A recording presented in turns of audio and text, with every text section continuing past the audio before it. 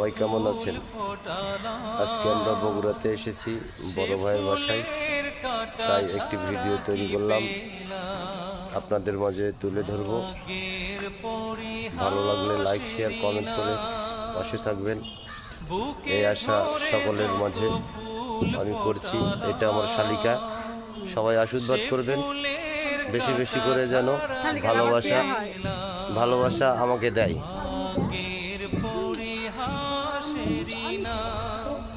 কেন নিয়তির কাছে বারে বারে হেরে যায় মানুষ